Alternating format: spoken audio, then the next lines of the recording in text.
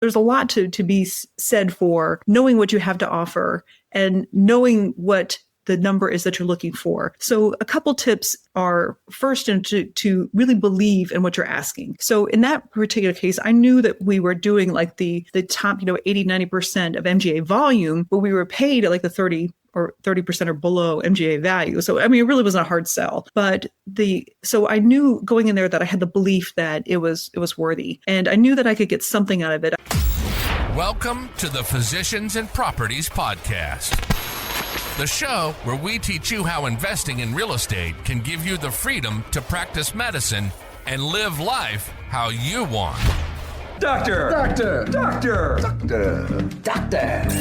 Now, here's your host, Dr. Alex 𝗪𝗡.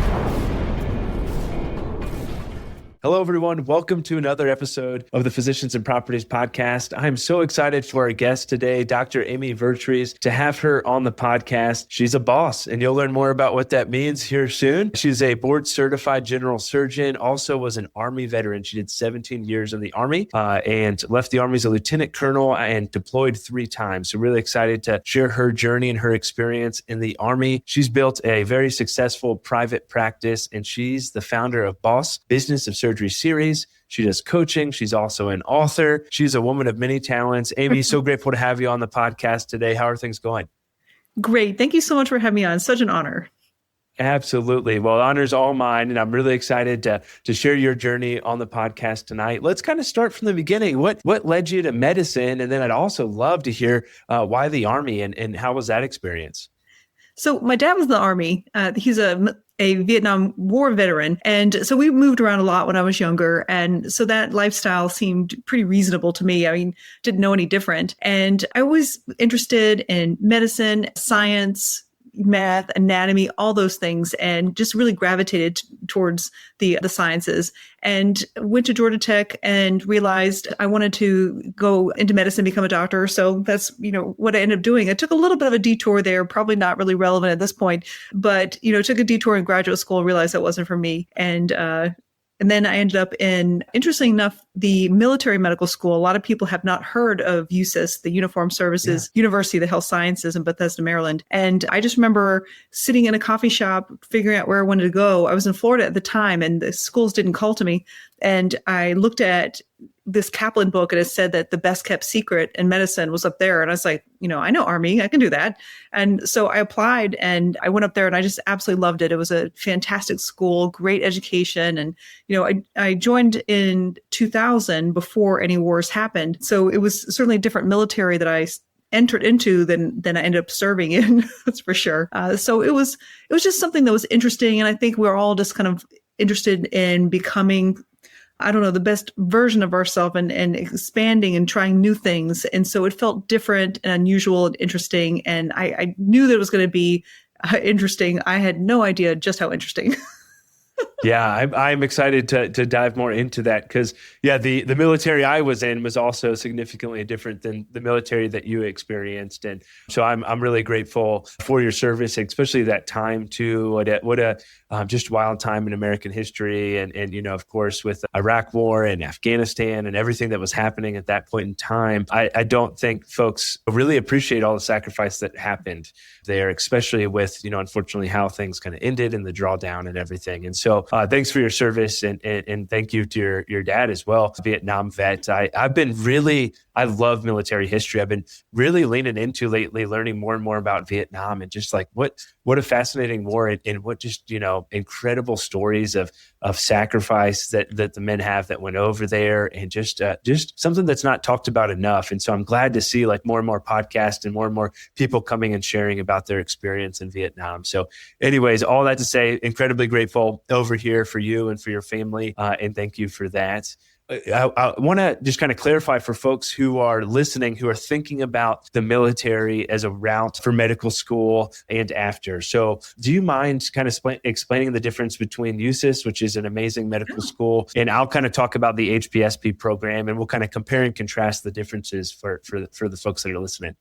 Yeah, absolutely. The USIS is a bit of a bigger commitment. So when you apply for medical school, you're also applying to be commissioned into one of the armed services. So when you get accepted, you also become commissioned as an officer in the military. And it's a tri-service school. So I chose the Army branch. And then we are basically officers in the military. You get the rank, the benefit, the pay. Then they pay for school. So I actually got paid to go to school with all the benefits of an Army officer. And those 4 years will count at the end of the service. So we were able to just be military officers. So we wore uniforms and, our casual day was like our camouflage, otherwise we were wearing our, usual business attire. And we went a lot of trainings. And so we had 2 big military training exercises. One, we were in our first year of medical school, in between first and second year. And then also later something called Bushmaster in our 4th year, which was really putting us in the operational setting. And, they had a lot of fun with us too. First year too, we went to Quantico with the Marines. They had a lot of fun with us too. I'm pretty sure we were there for their entertainment. But so we got to really be a part of the military. And interestingly enough, in between our first and second year, we were required to do a military rotation of like just 2 weeks to really embed yourself into the military and to understand what it's like. So I was one of the people in our class, we had a class of over 160 people. One person a year was chosen to go to the White House to serve with and it was great. I was chosen for my class. Unfortunately, but ended up being fortunate, because they were having an administrative change, the administrations were changing. So they said, you really can't go this year. They just don't want anyone right this summer. I was like, well, that's a bummer. So I ended up going to CENTCOM instead in Tampa. And this was the summer of 2001. And so it was a few months before September 11th. So I actually ended up meeting a lot of people that ended up being on the news as we begun the war. So it was a really interesting time to be in that particular location. So by them allowing us to go in the military, I actually got to really experience it, and I got a unique experience. I was also there with the Special Ops Command to where they showed some of the missions that they do, and they shared a lot of things with me and told me, say, like, don't talk about this, it's secret. I was like, I have no idea what you're talking about. Your secret's safe with me. But it was really great to be a part of that because they, I was like a little kid to them, and they showed me like through all the different areas. They showed me what a general goes through to get briefed for all the news things and how they put all these war plans together. It was really, really phenomenal. And my project that year that 2 weeks was to help the special ops learn how to, do better IVs, which I'm a first year medical student. What do I know? Anyway, so I appeared with the junior college there and helped them and come to find out, a few months later, some of them were really actually going to war. So it was a really surreal kind of time to have an accidental disappointment, turn into something that was pretty remarkable. Yeah, that's really cool. It's tough. Army might be a little bit different, but Air Force, sometimes you don't feel as connected to the mission depending on where you're stationed. And so it's really cool that you had that experience and you were able to like really feel embedded in there. And then of course, with, everything that subsequently was to come, I'm sure you felt very much a part of the Army, but that's such a cool experience. Yeah. HPSP, for folks who are listening, that's how I went into the military, the Health Promotion Scholarship Program. And so there are a few things that are different. The commitment is a little bit shorter. So I think for USIS, it's 8 years. For HPSP, 7 years after residency. Okay. Oh, 7. Okay. 4 for us after residency for HPSP. So basically 1 for 1 for your medical school, but similar, you get a stipend. It's not full officer pay, but you get a stipend while you're in med school.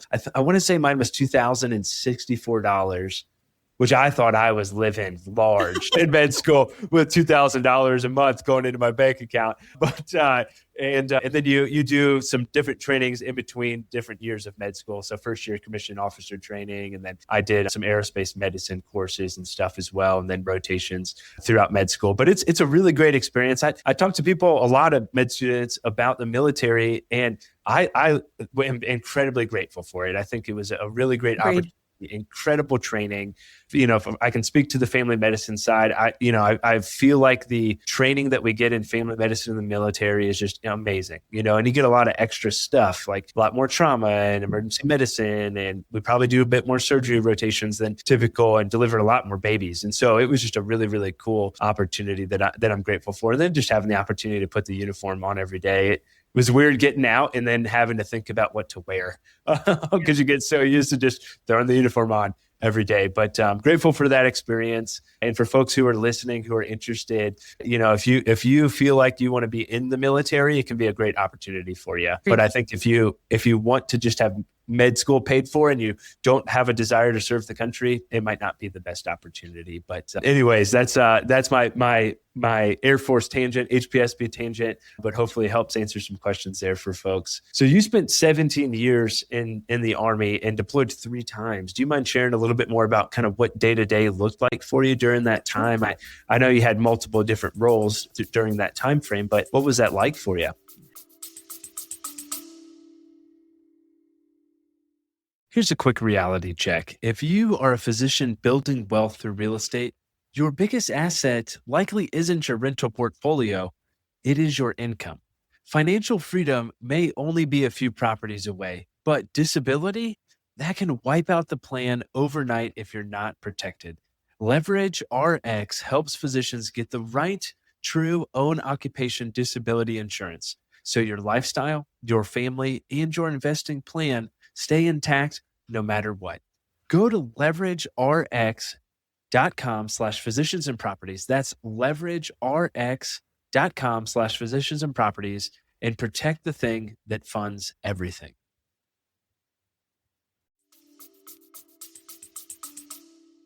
Yeah, honestly, really started at Walter Reed. So we saw the first war-injured people, and when I was a resident was really when the wars ramped up with Afghanistan and Iraq. And so we would get war-injured every Tuesday and Sunday. And because they were coming from Landstuhl in Germany, we would typically get a lot of the information ahead of time. So really got immersed in a lot of the injuries and injury patterns that had happened, and really helped me appreciate just how diverse these injuries were, and really participating in the care when they came back. And so I had an understanding of some of the injury patterns we would see, and also actually started our military injury database and did a lot of publications related to that. So when my time came, because we're not deployable till we finish residency. So we finished residency, and also very grateful to Maryland Shock Trauma that we did a lot of our trauma training up there, and that was absolutely phenomenal. Dr. 𝗍𝗍𝗍 really prepared us for that too, including things like allowing us to do hand-sewn anastomoses and things like that too. He was a really huge supporter of our military surgeons. So my first deployment was to Afghanistan in 2011. I was in Jallalabad, and Afghanistan has like basically a mountain range in the middle of it. There's deserts to the southwest, and then a mountain range, and I was in Jallalabad, which is in the mountains. So I was there, and it's next to like a CIA compound and stuff. I was actually on the Dark 30 movie. I was there at that time when they captured bin Laden. We met the military SEAL portion of the SEAL team. We didn't see the SEAL team themselves, and didn't do anything. I was just nearby. But that's so cool, though.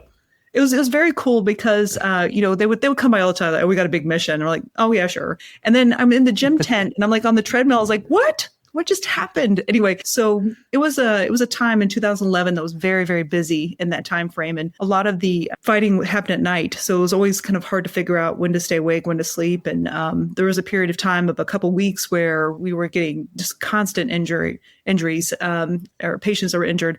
And you never knew what you're going to get. I mean, we would get like a 9-line medevac and say, we've got a certain number of casualties and things. And there were definitely some pretty remarkable things that came up. So the 9-line medevac just basically tells you, here's the number of casualties, here's approximate number of injuries and the stability of them so we could prepare, and the estimated time of arrival. And sometimes you'll say like, they're unstable and they come in, they look okay. And then sometimes you're like, oh, these doesn't sound like it's going to be bad. And you open up the ambulance back door and they're like doing CPR. So you never knew exactly what you're going to get. And, to put some perspective in there, we basically had an ultrasound and an x-ray. There's no CT scanner. There's no laparoscopic equipment. There's certainly no robot.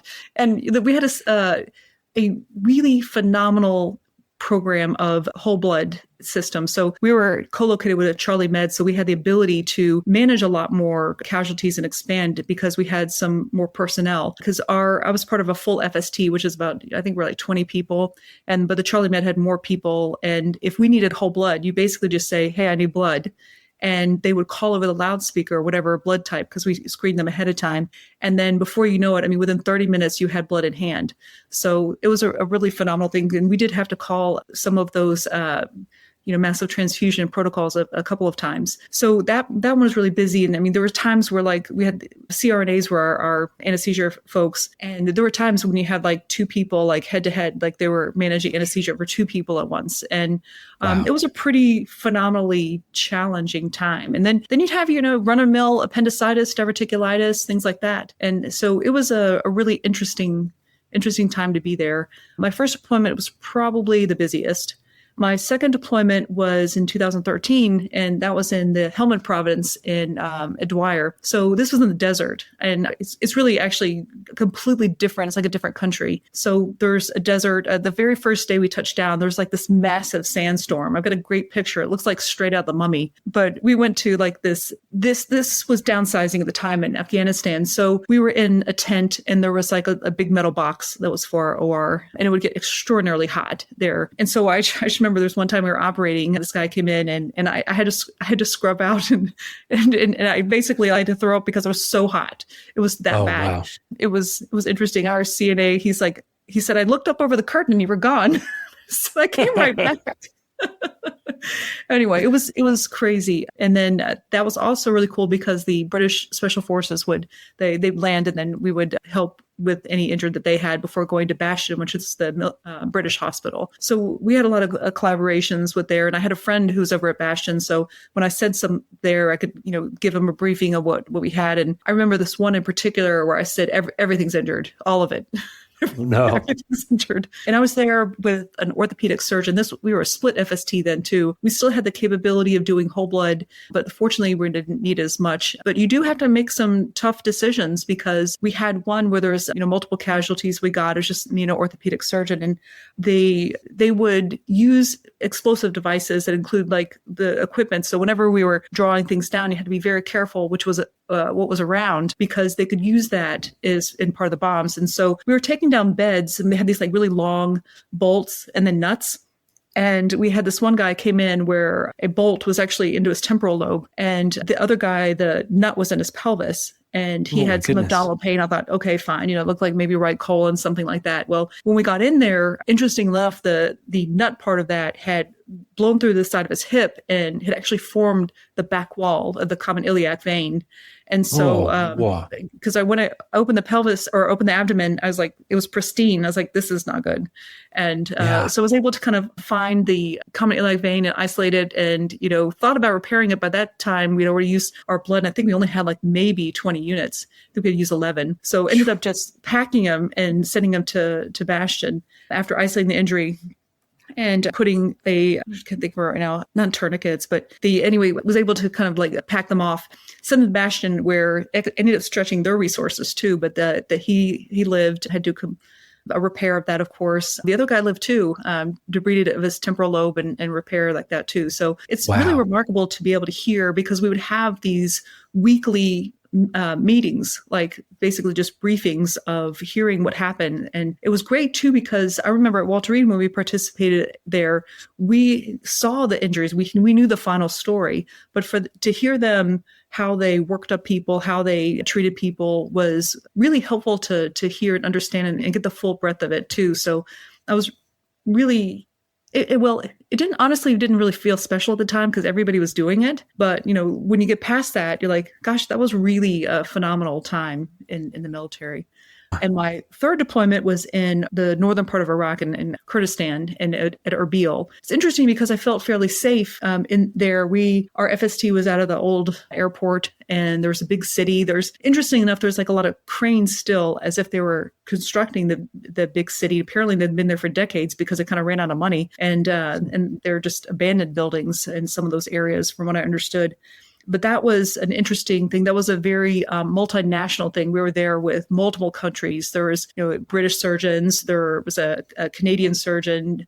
It was really great to get to know a lot of different people from different countries and how their medical systems work and how their deployment systems work, which were far different. Like, for example, the Germans would only go for a few weeks at a time, whereas we would typically go anywhere from 5 to 6 to more months on deployments. But they would basically just rotate, short rotations, and they had the plan out for 2 years in advance, where we were like, hey, you're leaving in a month. And so It was interesting just to see like all three deployments wildly different, and each I really gained a lot from, but really certainly an appreciation for what the American military is able to do. And I'll never forget this quote, which someone said is like, we are a necessary military asset because they know that they can push themselves and they know that they can potentially put themselves in harm's way, because if they get an ambulance or a helicopter and they get to us, that we will save them. And that was a huge honor, a lot of pressure, but it was really, talk about like feeling like you had a purpose and knowing like that camaraderie of saying that, you're there fighting for us and we are here to make sure that you go home. So that's pretty much the summation of the highlights, I guess. That's amazing. Yeah. Again, thank you. I could talk to you about that for many, many more hours because it's just fascinating. And just, I hopefully folks really take the gravity seriously of what you did and what you guys were doing there and what you're capable of doing with really minimal resources. And you'll think this is really cool. It actually just got published last week. We started when I was in residency, 2020, I think, was when we first started working on this project, but we were looking at aerial delivery of whole blood and Wow. hey, would it be able to be transfusible? And we called it Operation Blood Rain, kind of as a joke. And then we would draw whole blood off of each other, just some residents and some techs, and we'd package it up in this like really fancy, expensive cooler, and then we'd throw it out of airplanes, C-145s, and then we would take it immediately to the lab and see, hey, did it meet criteria to be transfusible? And it did, and it was just really, really cool. And then we ended up we wrote some research papers and we entered it into what's called the Spark Tank in the Air Force. And we ended up winning that, which was really cool. But it just got published in Deployed Medicine. It's operational practice guideline now. Aerial delivery of fresh and stored blood products. Thank you. I was only a tiny, tiny part of it, but some of my blood got thrown out of an airplane and it was able to be transfused at one point. And well, you'll appreciate this too. We were going out for the first time to test it. We were at Hurlburt Field, which is where a lot of the special operations are for the Air Force. And we loaded up everything into the C-145, and I was on the ground, and they were flying in. They were getting ready to drop the blood, and the commander of the base called and was like, "Should we be doing this? Like, what happens if like blood goes everywhere?" And we're in the middle of like the reserve of Eglin, and we're like, "Well, like, I don't know. It's probably not a big deal, right?" And then one of the docs we were with, who was a special ops doc, he was like, "We're just going to do this." And so we did, and everything was great. And we were like, "What if we get one of these like blood bags stuck in a tree, or the cooler gets stuck? What are we going to do?" And it was just really funny. And you can relate to like, hey, last minute in the military, we've been planning this for months, talked with everybody, got all these approvals, and right as we're about to drop these bags of blood is when they're like, "Yeah, maybe we shouldn't do this."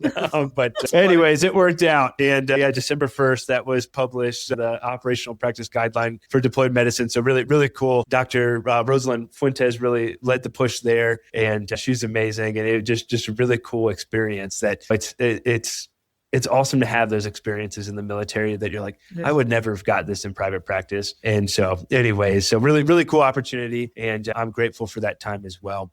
I did want to ask one more question though. Wow, how far out of residency were you on that first deployment? I finished residency in 2010, and Okay. I deployed, like maybe January 2011. So, Oh, wow. Yeah, within a year. Okay. Pretty typical at that time.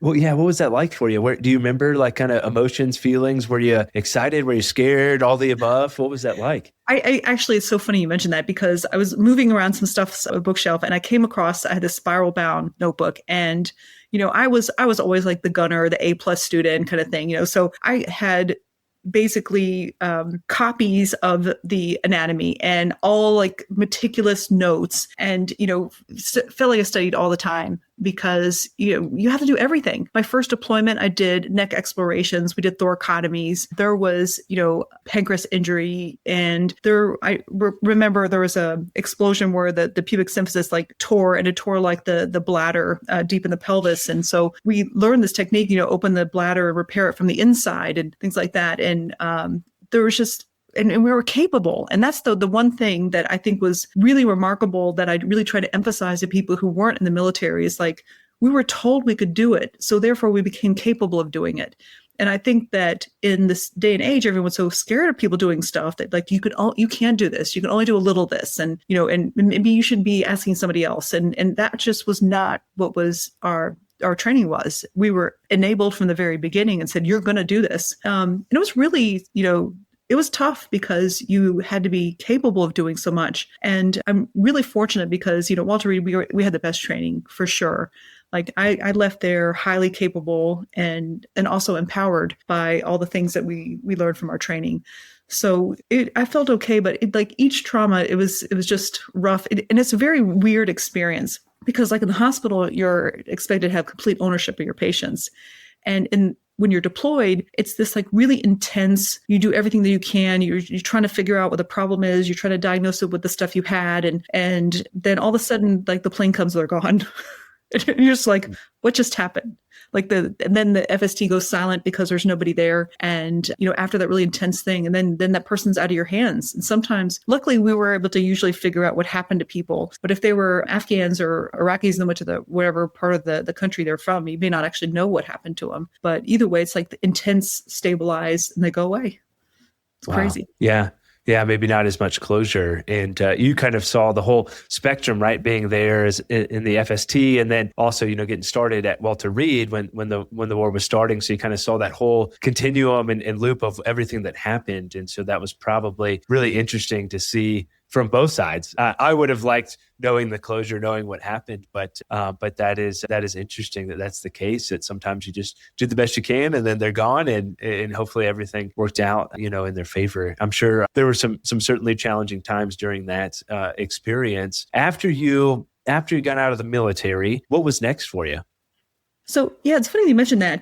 The 𝗵𝗇 Business of Surgery series started in 2015 when I was working on getting out of the military. I knew 2017 was my end date. And there were all the things that I needed to know, like CVs and negotiating and all the stuff, coding. I had no idea. I mean, the military is like, we just don't have to worry about a lot of those things. So Monopoly money. Yeah, and money. That's what I used to exactly. say. It's funny. Our salaries were actually literally determined by Congress.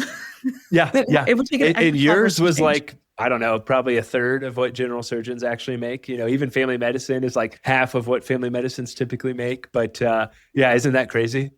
Well, what's really ironic, and I talk about this all the time in my group when we talk about money, because I never actually thought about how much I made.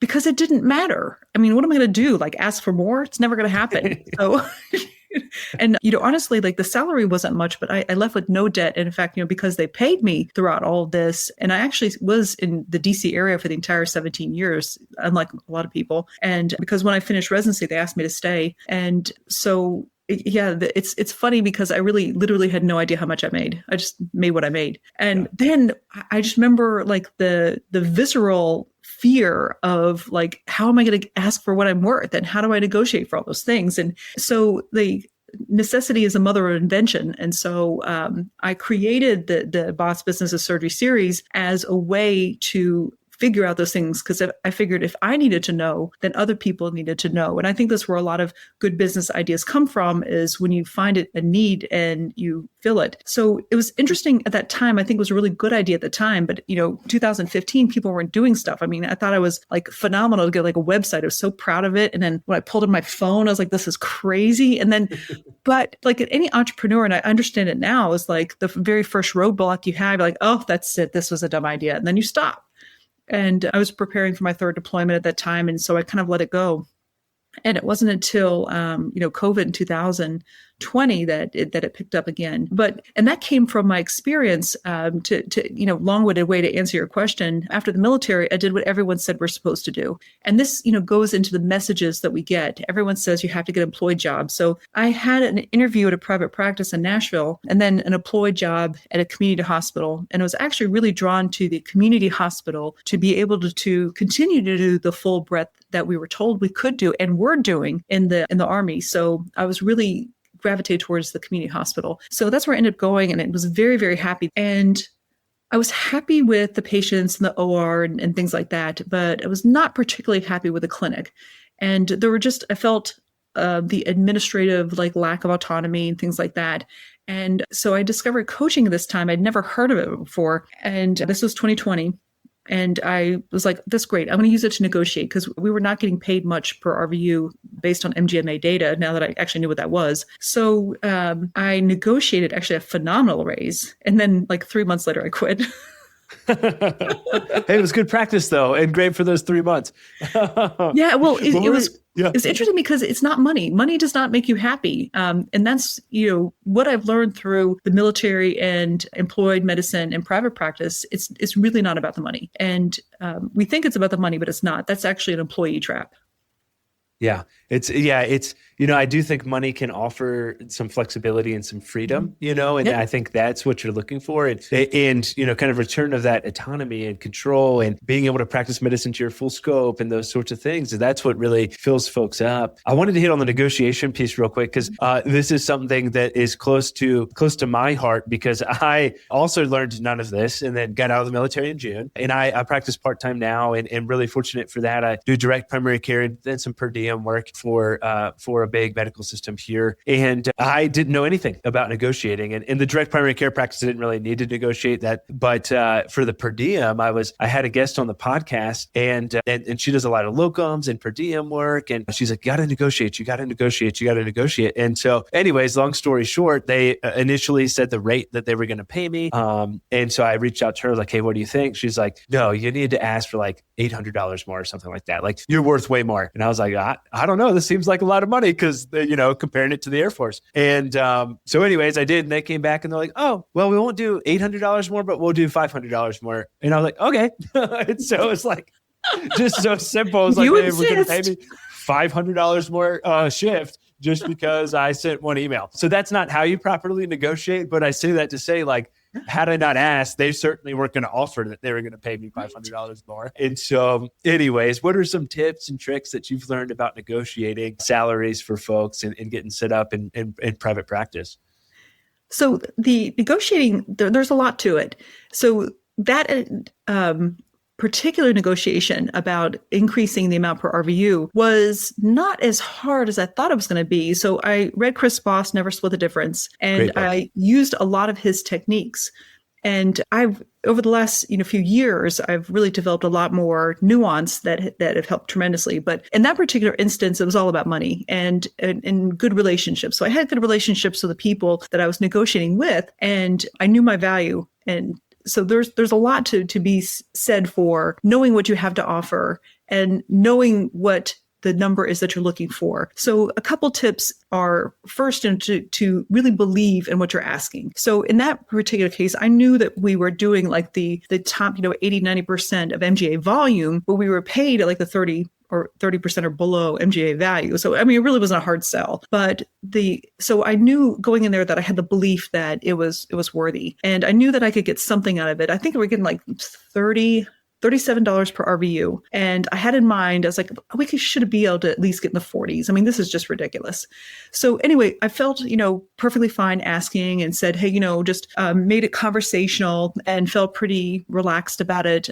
Really not raising the emotional fear in the other person, which I know a lot of negotiations, they're emotional, they're not logical. So it was a conversation, and the specific techniques that Chris Voss talked about really helped. So I said, we're not making MGMA numbers. I said, no numbers. I said, well, you're not. And he's like, well, what are you looking for? I was like, well, the MGA numbers just like I do. I mean, I just really think that we need to talk about, getting a little bit more in line with what a general surgeon should be making. And I just kept stalling and not saying a number. And then they said, well, I don't know. We were thinking about like maybe we could start with $54 per RVU. I'm like, I guess I could do that. So yeah. It was just really crazy but I had prepared for a high anchor. So they said, if you're thinking of a number, to put like the number that you have as a low part and then do a high anchor is like, so in that instance, I could have said, I was really looking more like, well, and then even then you're not just saying I demand this or, I do this.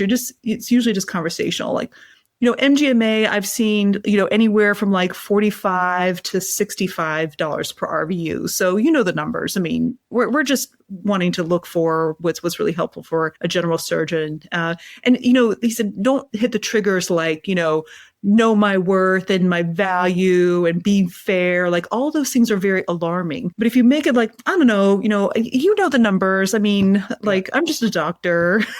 Yeah, exactly. That is awesome. That is an amazing book, Never Split the Difference by Chris Voss, if folks haven't read it. Please tell me you used his classic, like, well, how do you expect me to do that? I feel like he always says that. How do you expect me to do that? Exactly. Yeah, and then using like the odd numbers when you're negotiating, like $997.97 instead of 1,000, and those sorts of things. But that is cool. That is a great way to do it too. And you're right. You kept the emotions out of it, and they probably felt so much more comfortable. And look at like what you were able to get. You were going in shooting for like, hey, maybe in the 40s, and then they offer 54. Great, that's awesome. I should have read that book before I just like sent an email and asked to be paid a bit more. Well, I mean, even just the ability to put it out there in the first place is engaging. And, it's much more sophisticated than what I did when I first got the contract, because I just happened to notice in looking at the contract that there were certain things that were bold. And so they all seemed to be, I was like, these all look like they would be flexible. I was like, I think they bolded it to see. And so everything that was bolded, I asked for more. That is awesome. That is awesome.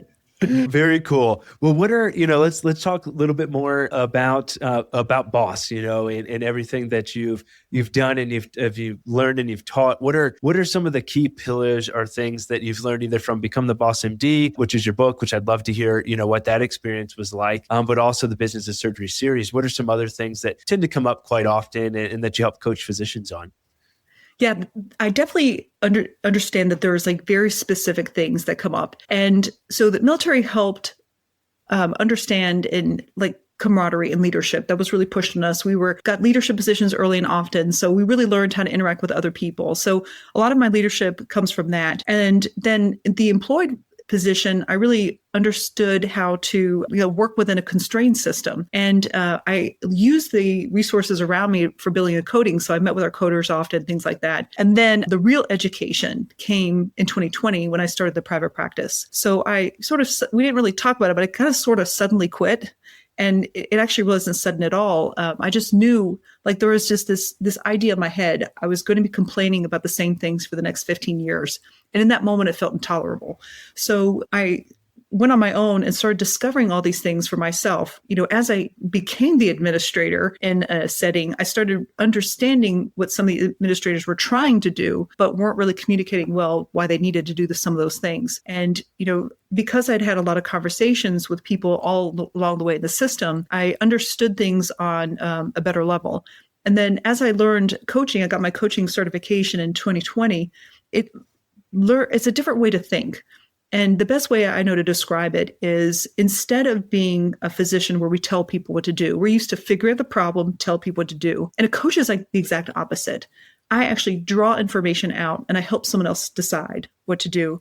And that changing of the framework of how I interact with other people, for one thing, is so much easier, but also helped me inspire other people around me to be the best that they are. I'm not telling them what to do. They're not sitting there waiting for me to tell them what to do. They're now figuring things out for themselves. And so the framework of the Boss Business of Surgery series became a few fundamental things, and then it's even continued to evolve. So I boiled down, my group program is a year, and it covers 3 months of dealing with difficult people, like difficult colleagues. I called it the difficult partner, but then people kept thinking it was your spouse. I was like, no, they're fine. But difficult colleagues, like what do people bring up in us?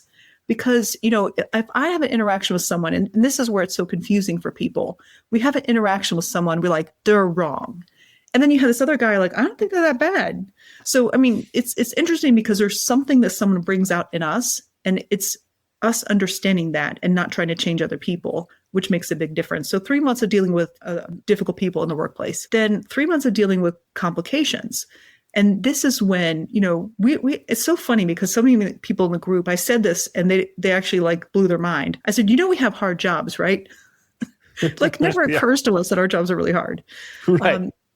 But complications are when we do something. And how do you deal with the guilt, the shame, the worry? And then how do you tap into this idea that it's okay to be okay with yourself? And how do you support yourself through all these and have your own self-compassion and deal with the gravity of what we're meant to deal with? So we do that for 3 months.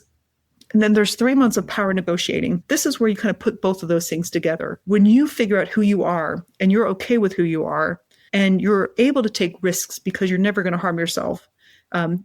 And you also understand what other people set off in you, and you can use that to move the needle forward. That's really what power negotiating is. It's an interaction with two people, and you have to be very solid in yourself to be able to lead somebody else.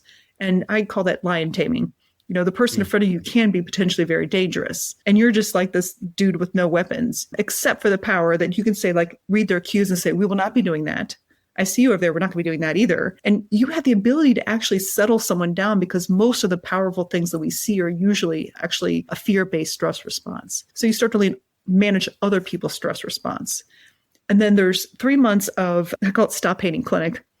It's actually really like, I mean, I can't get you to love it. There's no false advertising here, but it's about how do you lead a clinic? How do you manage your time? How do you get paid? How do you inspire other people? How do you manage your time? And how do you make this job manageable? So there's a lot to that. And that really is where you step into the CEO role and you start to realize we're trained as employees. We're trained to do what we're told, and we're trained to follow the rules. We are not trained to innovate and inspire and really tap into the value bank that we have that's vast as like the top 1% of educated people in the world. So that's where we really step out of the role of employee and step into you're the clinic CEO. You're the one managing people. You're the one making the big decisions. And you do this from your own personal missions and your values and your leadership style and less on what you think other people are telling you what to do. So that's amazing. That was a masterclass right there. Thank you for that. Let's pull the thread a little bit of the CEO and thinking like a CEO, because I think this is really good and really, really important for folks to kind of understand. When you're saying, you know, think like a CEO, act like a CEO, what do you think that looks like day to day? I guess if we can compare and contrast like the employee physician and the CEO physician, what do you think maybe the differences are in that mindset that is how they interact, differences in how they run the clinic, those sorts of things that you've seen in your experience? Hopefully that question makes sense. Yeah, no, it's actually like really detailed. I remember we had a group call where we talked about CEO and employee mindset, and we actually broke it down into different things of like, you know, how would you respond to this if you're the CEO versus how would you respond to this as an employee, which is typical saying like what is your source of power? Like, where do you gather your power as an employee? And, you know, when you're an employee, you gain your powers like, well, they tell me what to do. There's a hierarchy and I just do what's told. And it's very clear. And we have job descriptions and things like that. And the CEO is more innovative. It's like, this comes from my personal mission. This comes from the values that I have. This comes from my ability to lead other people and to inspire and be inspired by the people around me. Way different sources of power. And so you could see how one is very limited and one is not. I have a very specific example where I woke up one day and I was like, I solved a problem because I was thinking like an employee. And so we had a bit of a conflict with one of our hospitals. It's a really long story, but I was very disappointed with how something worked. And we really needed something for my practice to move forward, to allow us to expand and to really support my other partners, because the group itself has become different as we gain new partners. It changes the dynamics with each person. So anyway, we were really frustrated and I really couldn't solve this problem. I was like, how am I going to make our practice succeed? And I woke up one day, I was like, wait a minute, we're private practice. I'm not an employee. We can go to another health system. And that's exactly what we did. And so we found two hospitals nearby, and we ended up getting a deal with these two hospitals to support them. And in return, they supported us. And so I was able to get another partner on an income guarantee. We were able to create call contracts that helped as private practice. You know, anything that gives you sustainable money is helpful because consistency is key in being able to survive. And it allowed us to really expand our practice. It was absolutely necessary to run into this roadblock, to realize if I think with innovation and we follow our values, which is to serve our patients, we're now serving them closer to home. We're helping hospitals, we're helping patients, we're helping our practice. We're all benefiting from it. And it came from that one morning, waking up saying, I cannot believe I fell for it. I can't believe I was just trying to follow the rules that didn't exist because I was not employed by this hospital system. Right. You got to write the rules. That was the best example I have of that. Yeah, no, that's a great example. And I think that's a perfect example of like, how powerful things can be if you don't have those constraints and those bottlenecks, and you can innovate and you can improvise, adapt, and overcome, as the military loves to say, and you're able to do that in private practice more so than as an employee. And that CEO role can be so important. Man, I love that. That is so awesome. Are there any, I want to be respectful of your time. I know it's a lot later where you are, and thanks for staying up late to do this podcast because it's been super valuable. But are there any, tips or tricks that you would recommend to a resident who's about to get into their first attending job? If you were to kind of rapid fire a few things for them to either learn about, think about, or just kind of understand the concepts are, what would that be? Oh, I think, for one thing, your podcast is a great example because you're opening their eyes to something other than just medicine being a source of income. So you're tapping into the idea that they have a value bank that they have generated that is worth something beyond just generating an RVU.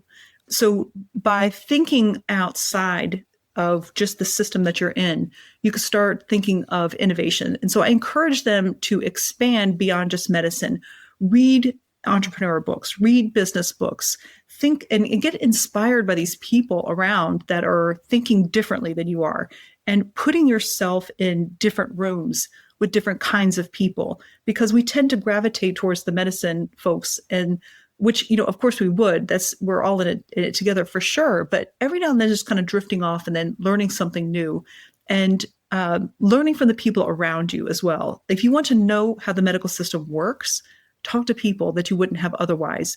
We tend to, as physicians, I think, talk to physicians. But if you talk to the coder, if you talk to the biller, if you talk to the nursing supervisor, and if you see what their problems are, and the CEOs too. I've talked to several CEOs now of hospitals, and, I'm like, I can't believe they're not thinking about me and blah, blah, blah. And I hear their problems, and they're like, they've got big problems. They're not ignoring you. They've got big problems. So I think really not just looking inward at what you think about yourself, but looking outside and saying, I wonder what other people's problems are. I wonder what their perspectives are. These are simple and easy things I think we should all be doing every day, whether you're a resident or not, is making sure to always expand your perspective of your experience and your knowledge. And if you do that every single day, you're going to be worlds better than anyone else because you will have consciously gained more knowledge in doing that. And so it's more, I would say, a practice of learning than it is what you specifically learn, because I think you're going to be pulled into areas that you have a specific interest in. And I think if you follow your interest, that's going to serve you well later in your career, because I think a lot of people follow what we're told to do and then start finding their interest. I think if you start tapping into your interest earlier, then it will allow you to follow a more authentic path than just what you're told to do. I love that. That is a really great answer. And I think it goes back to the discussion earlier about negotiating too. Like the more emotional intelligence you're able to gain and the more relationships and the more like heartfelt and genuine you are and become, like it's only going to continue to serve you going forward and lead you down that path to success. And I love too that you mentioned, kind of figuring out what your passions are and following them. It's really interesting talking to physicians or like looking at different physician Facebook groups and seeing like physicians just be really mean to other people who are doing other things other than just strictly practicing medicine. And I think having these other passions and these other things that you love and ways to serve people make you a better doctor, make you a more well-rounded doctor, help you take care of patients better, and help you, of course, with burnout and some of these other things that we experience. And so I love that you said that. I appreciate it. Yeah, absolutely. And they can't be mean, but it's so interesting. Like if you think of what the underlying thought is that they're saying this, they say, I don't understand what you're doing. Right. Why are you doing this? Yeah. Why would you be a doctor, but you also want to invest in real estate or start a business? Yeah. It's really funny. Like you had your whole life. Exactly. Yeah, your whole life already planned out now and forever. But anyways, yeah, it is really funny. But I'm grateful for doctors like you who have really challenged others, really taught a lot of other people. I mean, I know you have changed so many lives in the military, out of the military, and now as well. And so thank you for doing that. Is there anything else you want to hit on here before we wrap things up? Any parting shots or final words that you have? Yeah, the one thing you sparked something in me. I had a podcast a couple weeks ago about emotional capacity.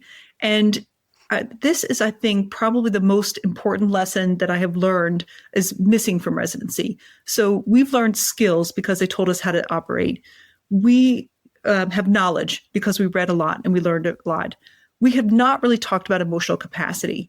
And emotional capacity, I think, is the ability to carry negative emotions and positive ones. So the positive emotions allow us to expand and carry the negative ones, because when you start, you're really excited, you're interested, you're motivated, but then you have your first complication or first setback or your first self-doubt. And then the doubt creeps in and the shame creeps in. And if you miss the inspiration and the sense of purpose, you will not be able to carry that dread and shame and worry. And so the ability to articulate what you're feeling and expand on it and understand why you feel bad, because usually we just say, I feel bad and I don't know what it is, and maybe I should leave, versus, oh, I'm feeling dread of what's to come because I haven't quite resolved how to approach surgeries, in a way that's logical. And those are ways that we can help solve problems when you start to understand it, because if you understand a problem, you've already half solved it. So I really wanted to mention that, because when he said that, I do think that's the main thing that's missing, is we don't understand how we feel. And the more specific we are about it, we've half solved our problem. And so that's the main thing that I wanted to leave with.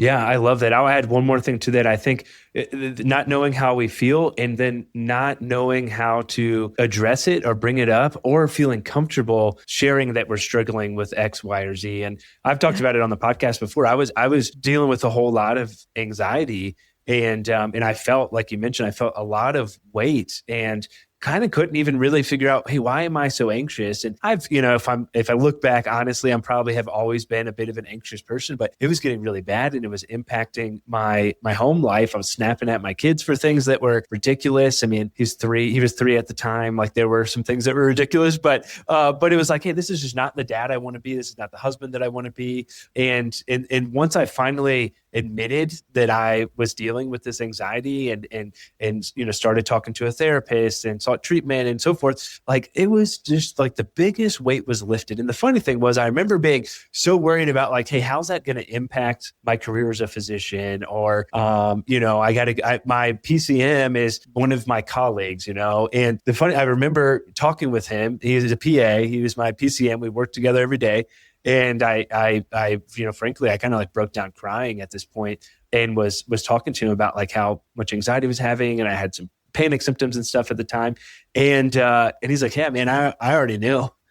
I was just waiting for you to like come see me about it, and he had like, I'd known for the last year and I just didn't want to, bring it up. So that was really funny. And then, the next thing that creeps up is like, well, what if I go see, mental health on base and I'm going to see a therapist and I run into a patient? Then it's like, that's another thing that's like a roadblock, and all these things along the way. And then I realized, like, this is all ridiculous. If I go to the mental health and I see a patient that's great, at least they know, hey, my doc is taking care of his mental health.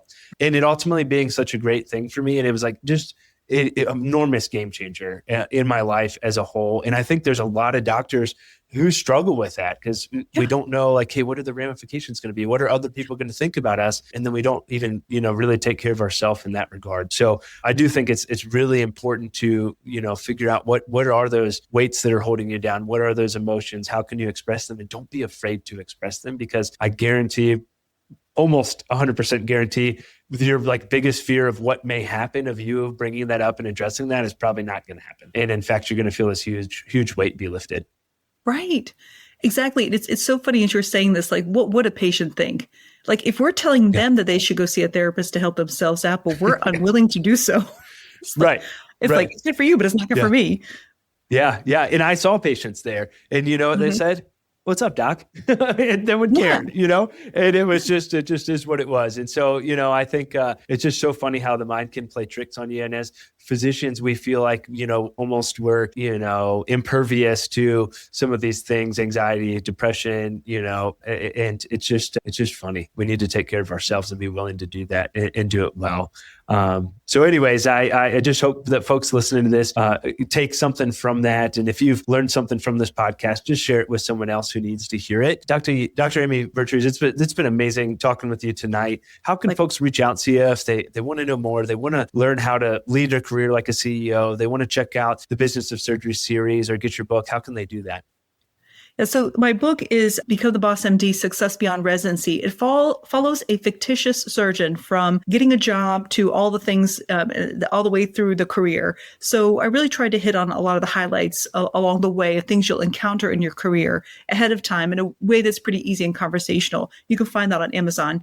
And my website is bosssurgery.com, or Boss Surgeon will also get you there. So bosssurgery.com, and that's where you can find links to the website. You can also find it on Apple. It's the Boss Business of Surgery series. Soon I'll have on the website, because we have over 200 episodes on the website. My VA has almost finalized this page where you go directly to that, and it's under different topics. So you'll see things like the clinic and, leadership, complications. They'll be a lot easier to find very specific things. And they really proud of that body of work, because I've been able to interview and really get a lot of valuable information of people who've experienced, well beyond my experience. That's the beauty of having an interview show, is you get to have a lot more experience. And I've just had some phenomenal guests on there too, which really make the show really amazing.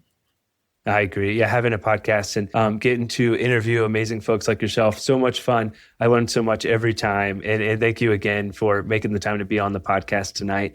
With that, we'll go ahead and wrap things up. It's been Dr. Amy Vertrees and Dr. Alex 𝗏 with another episode of the Physicians and Properties podcast. Signing off. Hey, real quick, if you're still listening to this, I'm assuming you got value from it. So I need your help specifically.